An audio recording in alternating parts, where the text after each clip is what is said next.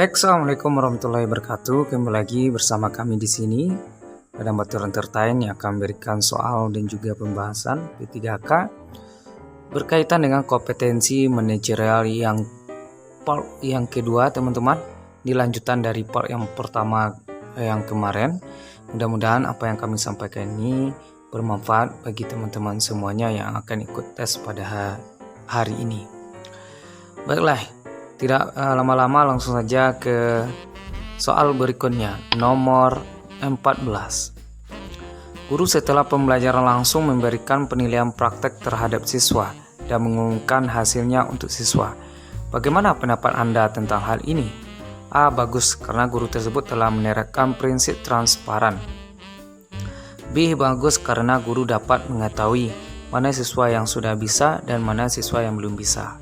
C. Kurang setuju, karena seharusnya penilaian yang dipakai adalah proyek atau produk. D. Kurang setuju, seharusnya sebelum menilai guru membuat rubrik penilaian dulu agar hasilnya dapat terukur sesuai kriteria. E. Mengumumkan hasil penilaian di depan kelas menyebabkan siswa yang lemah kemampuannya akan merasa malu. Mana yang tepat jawabannya, teman-teman? Guru itu langsung memberikan penilaian praktik terhadap siswa dan juga mengumumkan hasilnya untuk siswa.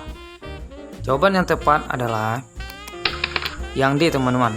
Jadi dalam menilai praktek, langkah utamanya adalah membuat rubrik penilaian yang berisi serangkaian kegiatan yang akan diamati sejak awal sampai akhir. Jadi teman-teman harus perhatikan dulu penilaian apa yang cocok dalam proses praktek atau produk ya. Jadi di sini mintanya praktek. Jadi teman-teman haruslah mengetahui apa-apa saja yang akan dinilai di penilaian praktek ini. Tentu kita harus membuat rubrik atau tabel apa-apa saja yang akan dinilai dalam prinsip penilaian tersebut. Oke, lanjut soal nomor 15.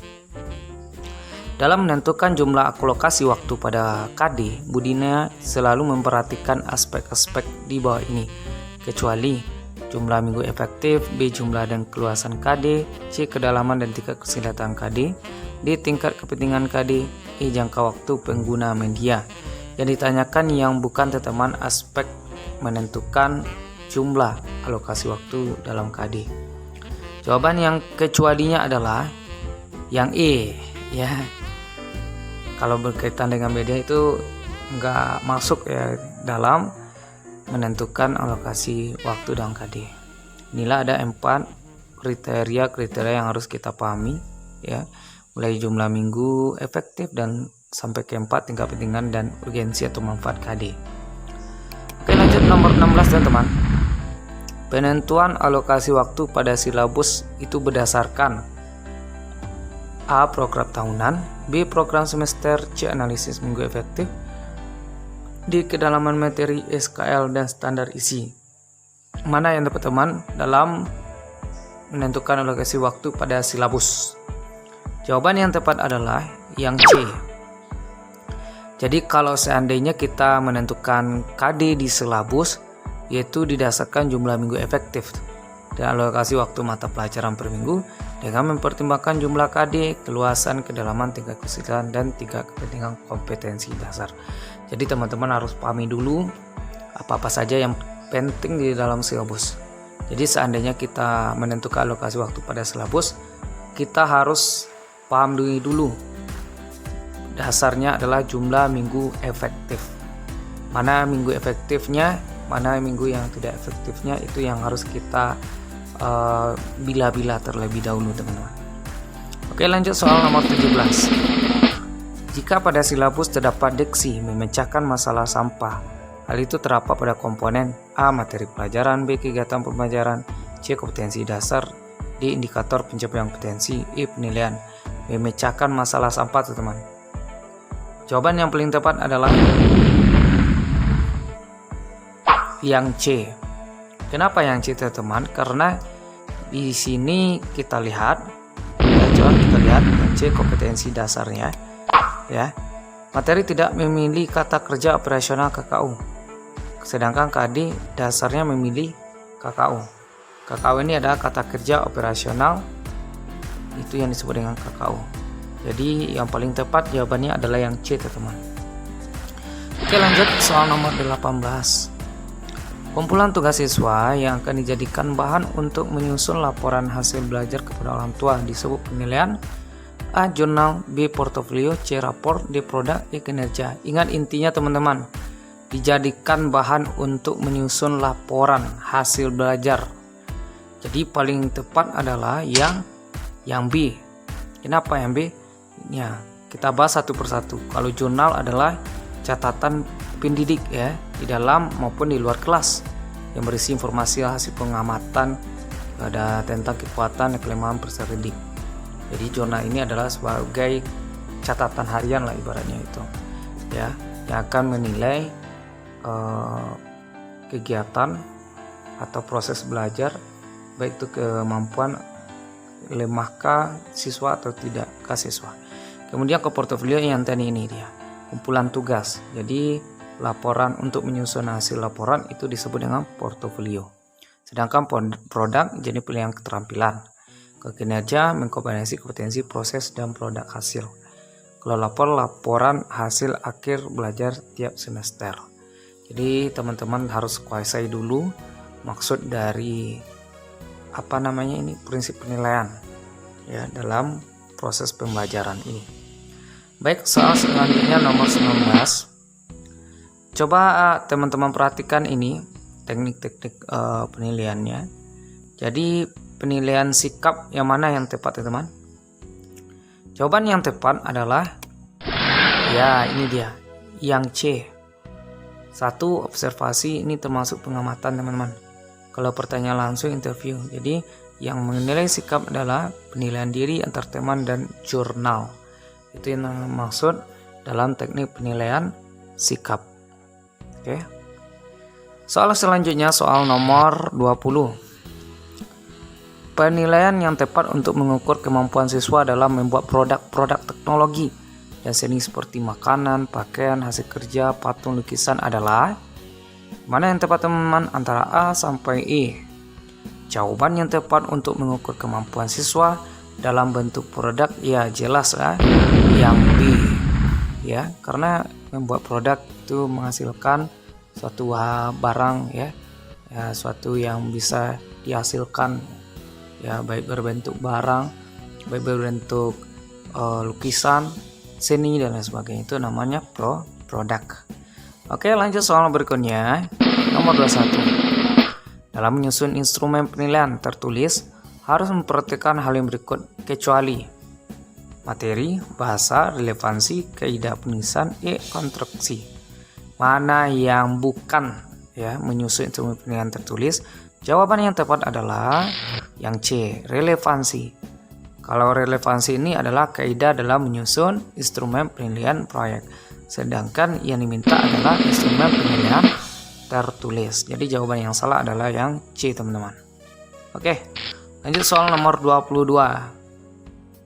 Dalam melakukan penilaian harian, guru membagi kelas ke dalam 2 kelompok.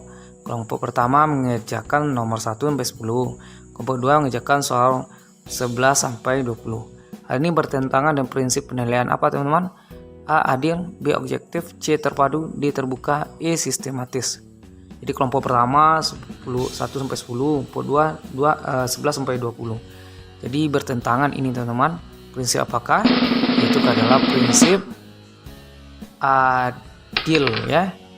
Oke. Adil teman-teman. Kenapa seperti itu teman? Karena kalau kita lihat soal 1 sampai 10 bahkan soal itu ada yang mudah. Kan tapi soal 11 sampai 20 itu agak sulit dibandingkan dari soal yang sebelumnya.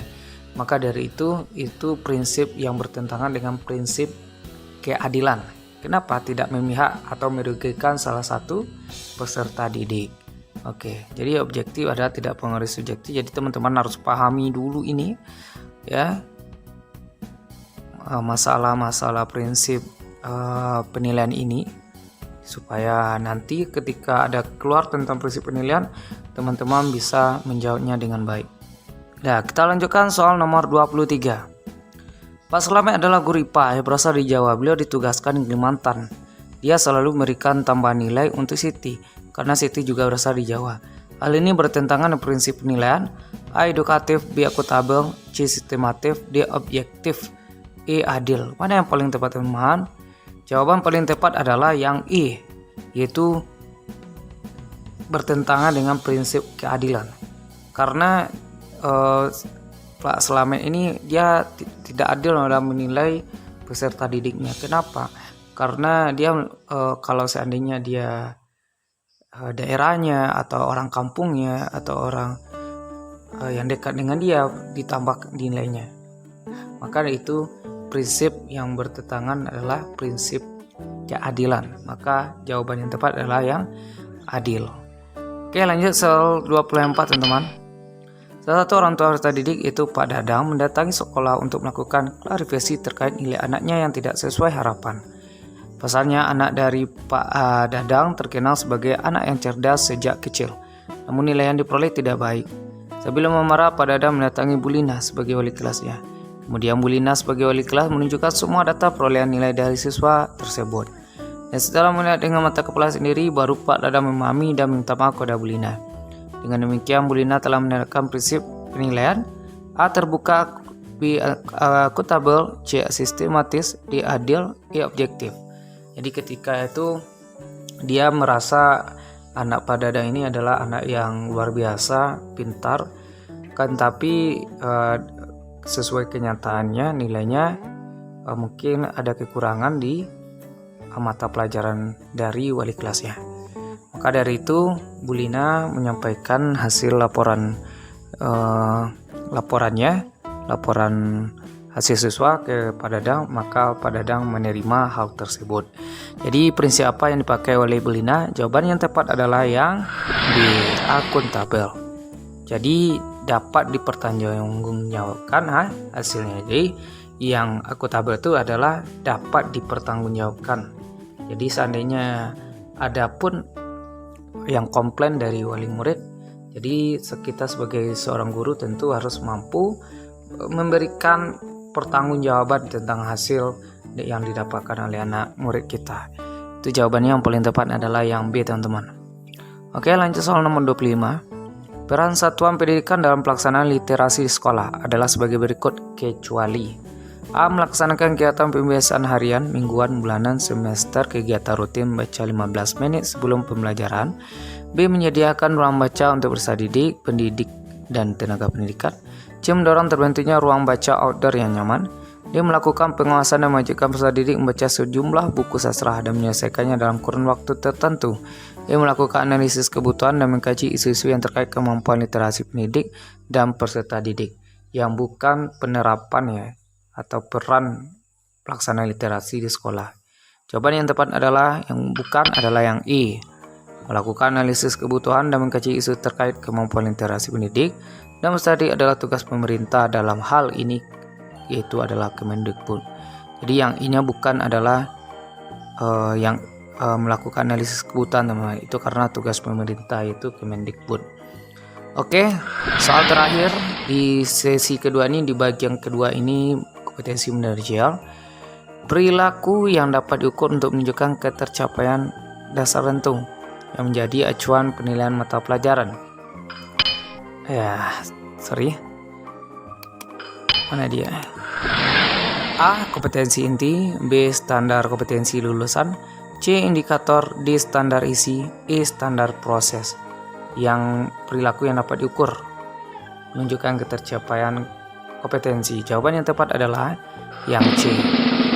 Jadi menurut standar proses pada Peraturan Menteri Pendidikan Nasional Permendiknas Nomor 41 Tahun 2007, indikator pencapaian kompetensi adalah perilaku yang dapat diukur dan atau diobservasi untuk menunjukkan ketercapaian KD tertentu yang menjadi acuan penilaian mata pelajaran. Jadi sesuai dengan nomor 41 2027 ini teman-teman, yang tepat adalah standar proses. Jawabannya adalah yang C. Oke.